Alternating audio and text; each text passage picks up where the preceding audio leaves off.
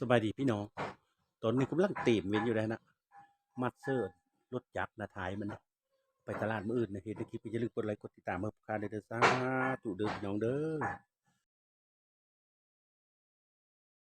เอาดิยงเห็นมันเป็นโนบรรทุกเลยแล้วพวกเจ้านี่มอเตอร์ไซค์ค่อยนะ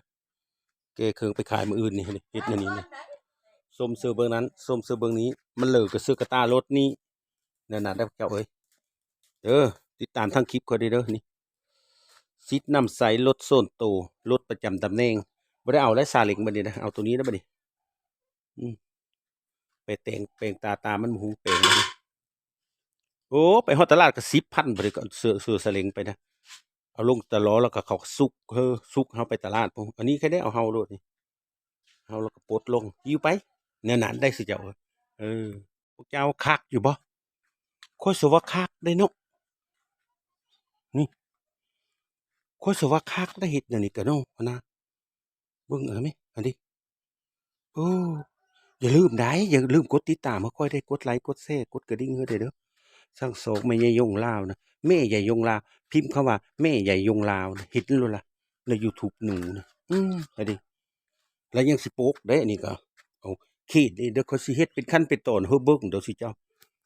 เอานะอันนี้ก็ตั้งหนังข้อยอันนี้ก็ตั้งหักอันนี้ก็ไม่ได้ทิมได้อยู่ได้กินน้ำมันอันนี้นะอืมนะตั้งหักอันนี้บ่ได้ปะจักดีเจ้าสัวนั่นเลยเขาได้อยู่ได้กินน้ำมันเนาะสู้อันน่าซาดเด้ร้อยบัดนี้อันนี้เนี่ยไปเลยเนาะสู้อันนี้เฮ็ดเป็นเราล่าวหรือโตะหัดวิขณะจ้องเบิ่งนั่นจ้องเบิ่งนี้อืมเจอกันที่ตลาดตั้งหักอันนั้นก็บ่ได้ปะนั่งต่ำบ่ได้ต้องนั่งตั้งสูงจึงได้โยนแข้งโยนขาเออตัวนี้ก็ใส่ถุงนี่มันเหลือดิใส่กระตานี้แม่นบ่แม่นความค่อยว่าบ่เจ้าอืมคักได้นะสู้เฮ็ดแล้วก็ดิสำบายเลยแต่เก้าซื้อแต่สำล้อซาเล้งนะวันนี้แล่นเข้าในตลาดเลยเข้าไปในตลาดแล้วก็ปลดกระตาหิ้วไปบัดนี้มันก็บ่เสียเวลาก็บ่ได้เสียเงินอีกนะเอาซาเล้งไปแล้วจ้างเสียเงินซุกเข้าไปในฮะก็10,000ขากลางจองก็10,000ขาตลาด20,000นี่40,000แหละกาแฟ10,000 50,000นี่แล้วไปเยอะกินอันนั้นเยอะกินอันนี้อันนั้น10,000เป็น60,000แล้วแต่ละคาบกินไปหมดเลยได้60,000นะเดี๋ยวเบิ่งเอาล่ะนะคาบอยู่ได้เนาะ